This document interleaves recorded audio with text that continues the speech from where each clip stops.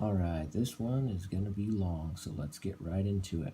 This will be both a spoiler review for Avengers Endgame and a little bit on Captain Marvel as well. While I didn't hate these movies, neither one, I did feel like they were both way below their potential, possibly because of Disney's merger and restructuring, and possibly because of my high expectations along with the fact that they strayed so far away from the comics. Jumping right in. I feel like Captain Marvel was supposed to be a big part of this movie and possibly the only one that could go toe to toe with Thanos. I mean, they played the character up in advertising and in the end credits of Infinity War, just to give us nothing. She literally just saves Tony in the beginning of the movie, which a number of other people could have done, and she destroys a ship at the end of the movie that almost any other hero there could have done just as easily. But the real kicker is the one time that she actually fights Thanos, she's swatted away just like everyone else has been by him. Now, as for her movie, Captain Marvel, it felt like she as an actor was very one dimensional, and after watching some of her other movies, one in particular, a newer one called Unicorn Store, I can see that all she has is just this serious, emotionless personality while giving sarcastic humor with no real delivery. But that's not all. Another big problem was she didn't have to go through any kind of a character arc, so it was kind of poorly written. You know, usually the characters overcome something, but she instead just instantly becomes the strongest superhero at the end of the movie without training, without learning how to use her powers, without any personal development, and in all that's going on, we see a good and interesting character development in what should be the main villain of the movie. And that character development is much better than her own. By the way, she has this dampener on her neck that keeps her from using her powers through the whole movie. Why didn't she just tear it off? She has lots of opportunities to, and doesn't until near the end. Now, leaving all that aside, I could forgive the poor acting and the poor casting and even the less than par writing. But then at the end, the grand action fight sequence we had been waiting the entire movie for falls far short and is underwhelming. For someone who is supposed to be the most powerful being in the universe, in both movies, Captain Marvel's power is never showcased. Now, alright, sorry for the bunny trail. Now on to Endgame. Serious spoilers ahead. At first glance, Endgame is everything you signed up for. It has lots of heart, lots of ambition, while giving lots of actors time to shine. Then we quickly see the plot turn to deep, unempathetic exposition.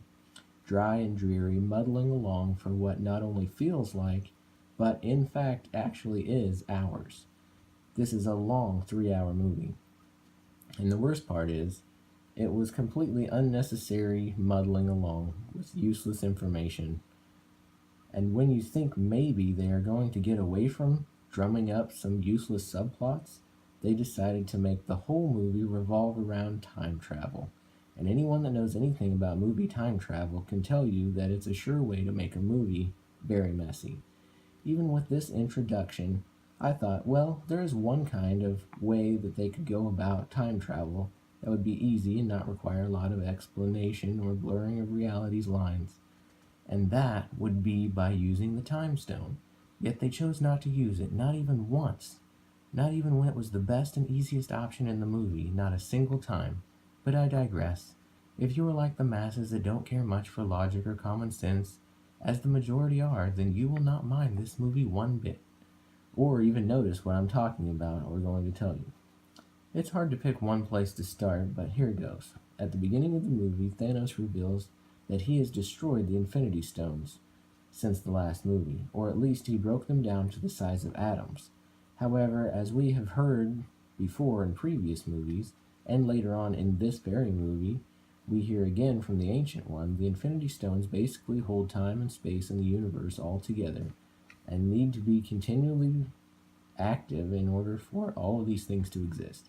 And without them around, everything would probably implode on itself.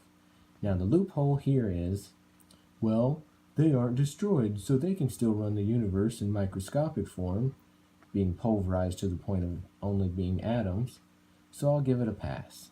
Now, speaking of the stones, however, I feel like I need to bring up the fact that later in the movie, Captain America has to return those stones to the locations and time that they steal them from.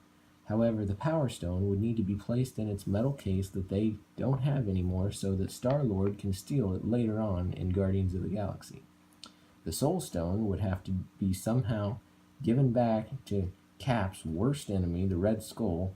And pause right there for a second. Somehow Black Widow and Hawkeye got this stone by having Black Widow sacrifice herself so Hawkeye can get it, instead of what happened in the last movie where Thanos, he had to give up what he loved most, which was Gamora, to get it.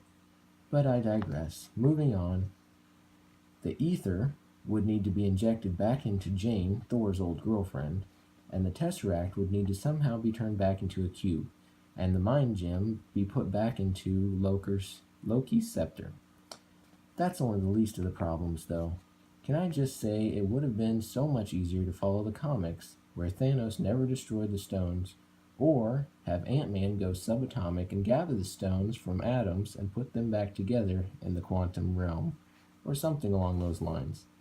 So yeah, by now it's probably clear that these guys somehow make a time machine, and even though they make rules about how they can't change the past or interfere with the past to alter the future, they break those rules several times, and end up not only fooling with the past, but bringing Thanos and the now dead Gamora from the past into the present day, which by the way is done by breaking the rules on how time travel works according to them, because somehow Thanos can immediately replicate the Ant-Man formula, and Nebula can program human computers to run a space fleet through the time machine without a quantum GPS, which we are told is necessary to guide you through the otherwise you would stay trapped in the quantum realm. Now, speaking of the quantum realm, when Ant-Man goes in, he is stuck in there for 5 years, and when he comes out, he says it's only been 5 minutes. However, in the Ant-Man and the Wasp movie, they rescued Janet Van Dyne, i.e. the Wasp's mom, from the quantum realm after 20 years, and she is much older. So what happened to it just being 20 minutes? It wasn't just 20 minutes for her, she aged 20 years. Now I would call that a gap in continuity. Speaking of aging, Captain America decides to go back in time and live a normal life with his love interest from the 40s, and then comes back after living his life in that timeline, but is very old, looking like a 90-year-old man. But his super soldier blood should have kept him young.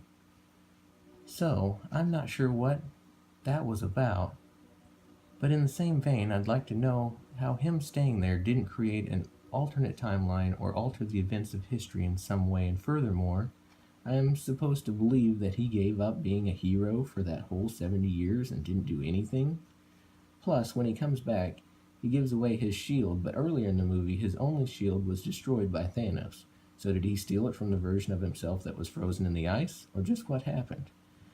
Now, they said they can't really change what happens in the past or take people from that timeline that already happened, which I feel is much better explained by Dragon Ball Z Super in the final season when they're fighting Dark Goku, but that's a whole nother story I won't go into.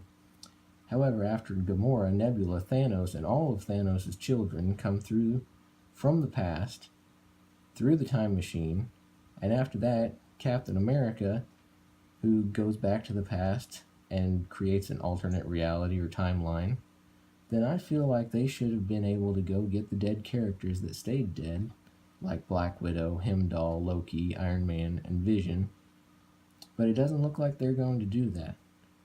They're not going to make any of those people come back, which is going to make the upcoming Black Widow movie pretty interesting. I feel the need to get this off my chest right about now, though. I did not like Professor Hulk, not one bit. I thought he was boring.